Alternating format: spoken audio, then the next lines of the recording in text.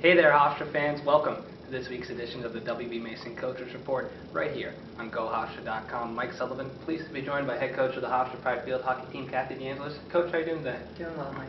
This past weekend, of course, you take on Albany and St. Joseph's. Albany on Friday, you fall 3-1. St. Joseph's, you come back and win that one 5-1. What did you see from your team this weekend? I thought overall our performance was great. We had great movement all over the field, and I thought we did a really nice job. Starting first with the game Friday against Albany, the Great Danes came to Hofstra last season. You upset them when they were ranked number 16 in the country. You win 4-3. This season ranked number 19. You fall. What do you think the differences were between those two games? Well, both teams, Albany this year and last year, and Hofstra this year and last year, were both two different teams.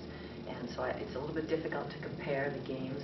I thought where Albany did really well is they moved the ball extremely well with the passing game, and they were able to execute in the circle.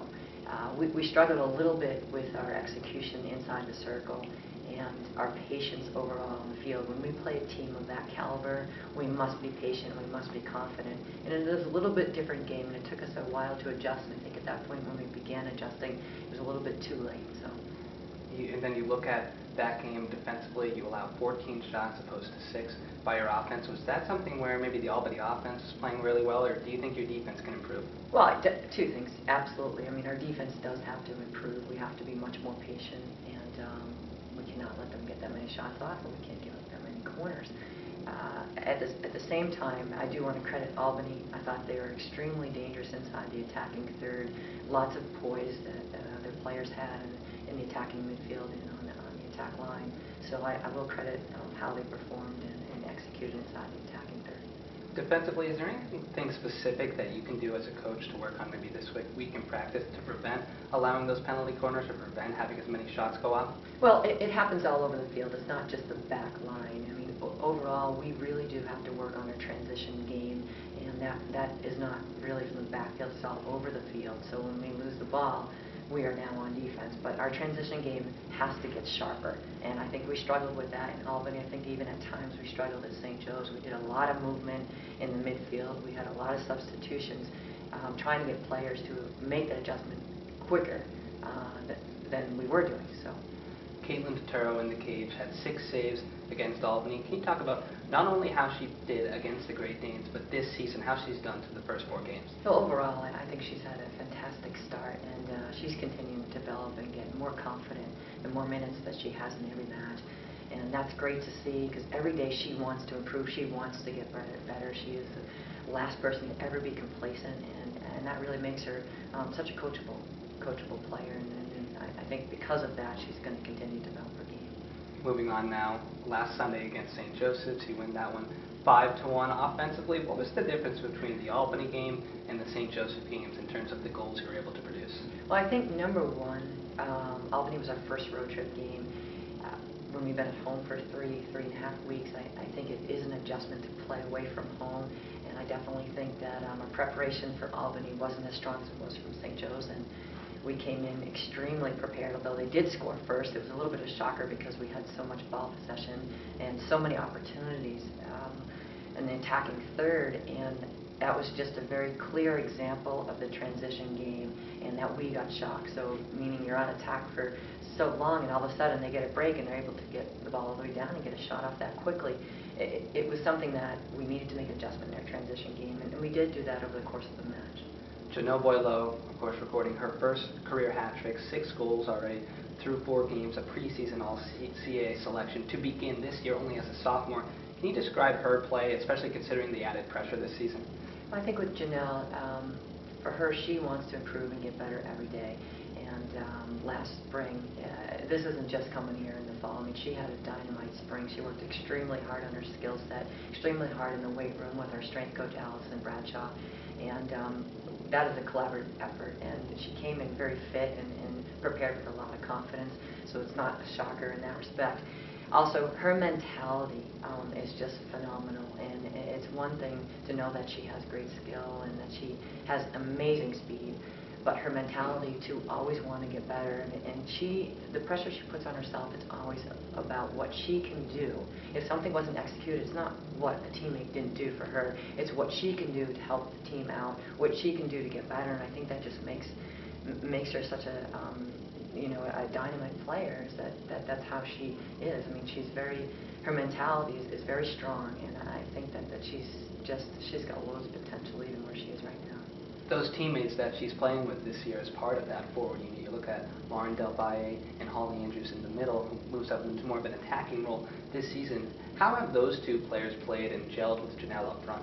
Well, I think that's what great. They're all gelling very, very well. We've had a lot of different players going on the striker line, back and forth, and with Janelle being the main threat on the attack at the moment, she's able to work with any player that's there, and that's what's so remarkable. You can have players put him up there, and they may take a long time to adjust with the different players. She makes an adjustment right away, and that's what you have to have at this level during the season. Now, defensively, that was a unit with high expectations heading into this season. You've only allowed 5 goals in your first 4 games of the year. How impressed have you been with that unit's play? They're playing fantastic right now. We still have some quite a room to work together to get better, and that's just going to come with experience, match to match. And we've got several more to go before we hit Old Dominion and the CAA. I do think it's getting stronger. I think we're getting more confident.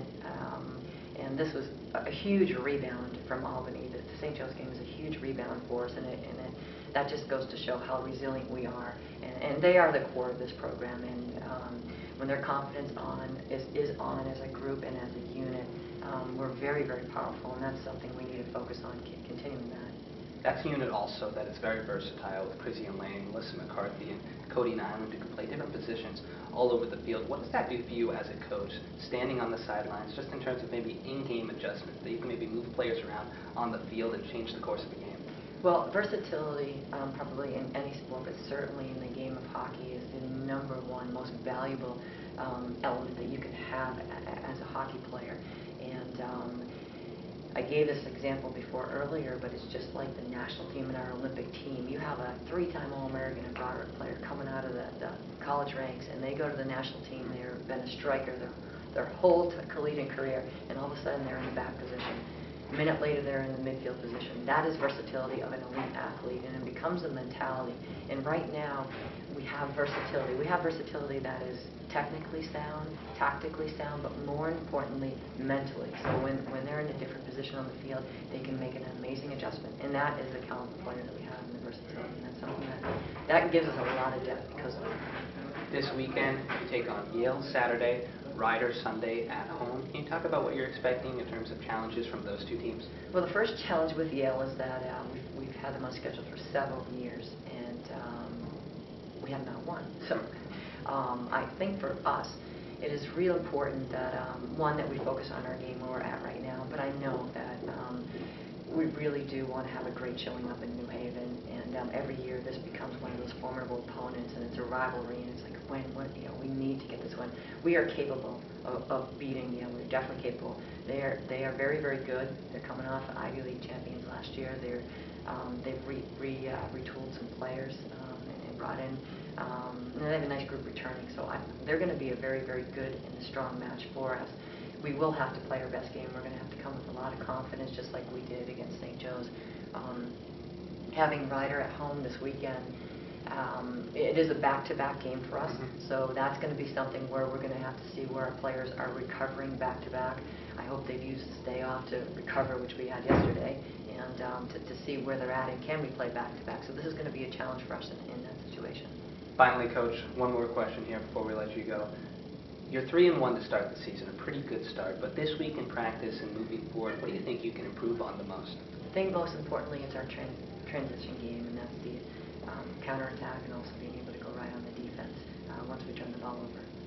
Head coach of the Hofstra Pride Field Hockey Team, Kathy Angelis. That will do it for this week's edition of the WB Mason Coaches Report here on GoHofstra.com. Thanks for tuning in.